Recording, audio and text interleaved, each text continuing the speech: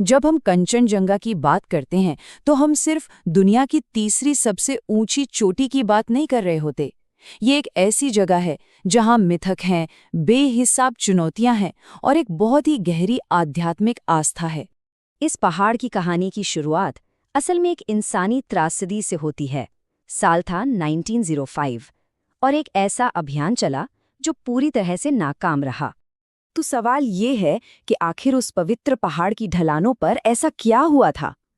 चलिए इस कहानी को परत दर परत खोलते हैं और जानते हैं कि उस बर्फ के नीचे क्या राज दफन है। तो चलिए सबसे पहले बात करते हैं उस पहले कोशिश की, 1905 के उस विनाशकारी अभियान की। देखिए, इस कहानी के बिल्कुल सेंटर में दो लोग थे जो एक दूसरे से बिल्कुल अलग थे। एक तरफ थे जूल्स जैकॉट गिलार्मॉट, वो एक स्विस डॉक्टर और फोटोग्राफर थे और इस अभियान का सपना उन्होंने ही देखा था। और दूसरी तरफ ब्रिटिश चादीटोना विशेषज्ञ और पर्वतारोही एलिस्टर क्राउली, जिन्हें टीम को लीड करने के लिए चुना गया था। बस यहीं से सारे तनाव की शुरुआत हो गई थी। यूं तो अभियान का मकसद साफ था, दुनिया की तीसरी सबसे ऊंची चोटी को फतेह करना। लेकिन क्राउली का अपना एक अलग ही एजेंडा था। वो बस दुनिया में सबसे ज्यादा ऊंचाई पर पहुंचने का रिकॉर्ड तोड़ना चाहते थे।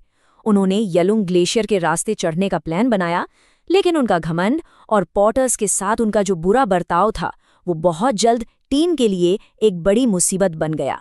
31 जुलाई को अभियान शुरू हुआ, लेकिन जैसे ही टीम लगभग 6200 मीटर पर कैंप 5 तक पहुंची, उनके बीच के झगड़े वो बिल्कुल चरम पर थे।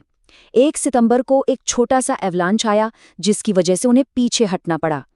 और फिर अगले ही दिन क्राउली की लीडरशिप को लेकर एक जबरदस्त बहस हुई और उसके ठीक बाद एक भयानक दूसरा एवलांच आ गया। और इसके बाद जो हुआ वो सच में चौंकाने वाला था। एवलांच के बाद जब टीम के कुछ साथी मदद के लिए चिल्ला रहे थे, क्राउली आराम से अपने टेंट में बैठे रहे। उन्होंने बाद में जो लिखा वो उनकी बेरहमी को साफ दिखाता है। उन्होंने लिखा, इस तरह की पहाड़ी दुर्घटना के लिए मेरे मन में कोई सहानुभूति नहीं है। उन्होंने सिर्फ बचे हुए लोगों की मदद करने से मना ही नहीं किया, बल्कि अगले दिन वो दुर्घटना वाली जगह से गुजरे भी और रुके तक नहीं।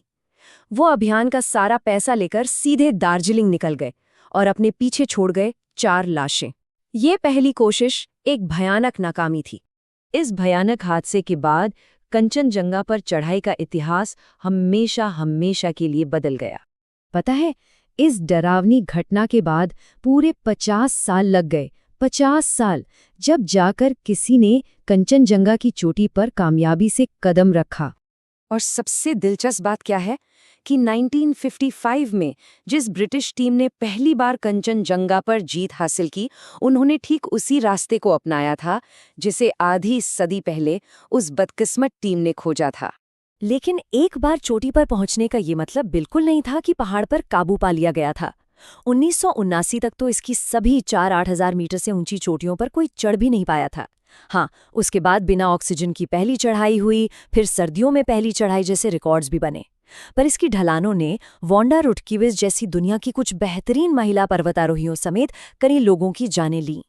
तो चलिए अब पर्वतारोहियों की कहानी से थोड़ा हटकर उन लोगों की दुनिया को समझते हैं जिनके लिए ये पहाड़ सिर्फ चट्टान और बर्फ नहीं, बल्कि एक देवता है। कंचनजंगा का इलाका लिम्बू लोगों का घर है। ये एक स्वदेशी जनजाति है जिसका इस जमीन से एक बहुत ही गहरा और सदियों पुराना रिश्ता है। उनकी संस्कृति का जो आधार है उसे मुंडुम कहते हैं। ये एक तरह का प्राचीन मौखिक ग्रंथ है जो उनके रीति रिवाजों और परंपराओं को गाइड करता है। और ये इतना पुराना है कि इसे उपमहाद्वीप की वैदिक सभ्यता से भी पहले का माना जाता है। लिम्बू लोगों के लिए ये पहाड़ देवी युमा का पवित्र घर है। इसकी जो 5 चोटियां हैं उन्हें वो बर्फ के 5 खजाने कहते हैं। और इसी सम्मान की वजह से आज भी ज्यादातर पर्वतारोही इस परंपरा को निभाते हैं और असली शिखर पर कदम रखने से ठीक पहले रुक जाते हैं। सोचिए, ये उन शुरुआती अभियानों की जीत वाली सोच से कितना अलग है। तो आज के दौर में कंचनजंगा की पहचान क्या है? इसे पर्वतारोहियों का पर्वत यानी माउंटेनियर्स माउंटेन क्यों कहा जाता है? एवरेस्ट या अन्नपूर्णा की भीड़भाड़ के बारे में तो सब जानते हैं, लेकिन कंचनजंगा वो एक बिल्कुल अलग एहसास देता है। ये दूर है, एकांत में है और यही चीज़ इसे असली रोमांच चाहने वालों के लिए एक बेहद खास जगह बनाती है। और इसकी चुनौती सिर्फ अकेलेपन में नहीं है, ज्योग्राफिकली भी ये बहुत बहुत मुश्किल है। ये मानसून का सीधा सीधा सामना करता है, जिससे यहाँ जबरदस्त बर्फबारी होती है। चढ़ाई का कोई आसान रास्ता है ही नहीं। इसकी ढलान और रिज दोनों ही लंबे, मुश्किल और खतरनाक हैं। शायद इसीलिए इसे पर्वतारोहियों का पर्वत कहते हैं। तो असल में कंचनजंगा की एक दोहरी पहचान है। एक तरफ तो ये दुनिया की सबसे मुश्किल शारीरिक चुनौतियों में से एक है, और दूसरी तरफ ये गहरी शांति और पवित्रता का भी एहसास कराता है। यहाँ एडवेंचर और आध्यात्मिकता दोनों एक साथ मिलते हैं। और ये सब हमें एक आखिरी सवाल पर लाता है। एक ऐसा पहाड़ जिसे पूजा जाता हो, वहाँ विजय या जीत का असली मतलब क्या है? क्या इसका मतलब चोटी पर खड़ा होना है, या फिर उस पहाड़ की आत्मा का सम्मान करना है?